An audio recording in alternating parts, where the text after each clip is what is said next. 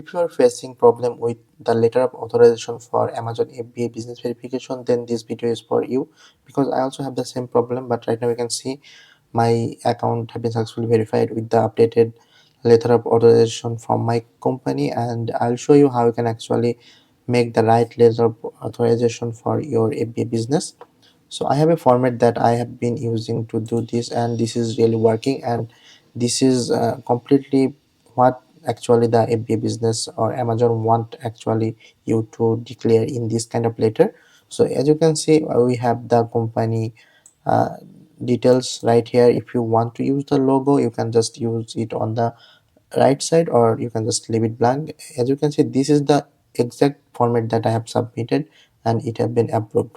So you just need to have the office name, then office address, company number, email, and phone number. That's it. Next, you need to have the date, which date you are submitting this.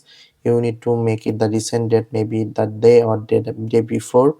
I recommend use the 1 day or 2 day before of the submitting. Then you have the letter about the authorization, and you have to give your name and the legal representative. Like, I have hide some information here, but you can see how you need to write it.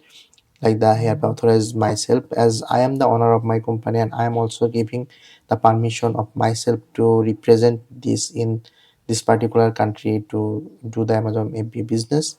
So you also have to give this permission on this letter. This is very important. You can see, you can just take a screenshot or write it on your own document, then you can use it. And last one, the we have to add the details of the person who is be responsible for this.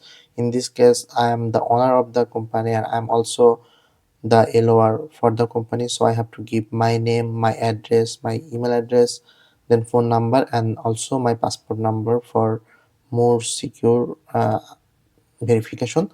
Then you also have this is authorization is effective from the date of the letter have been sent, that is, and until revocation it will be valid. You have to write like this, and then you need to add your signature right here, and the name, position, and the company name.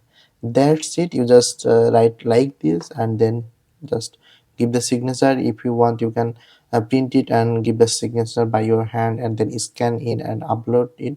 That will be more realistic. Or you can just upload it from here, just export this file to file, export as PDF. That's it. So this is the sample letter that I have been using for my company, and I hope this video helped for you. So thank you for watching, and if you like the video and if you have any more question related to this business verification, feel free to let me know in the comment section. Thank you.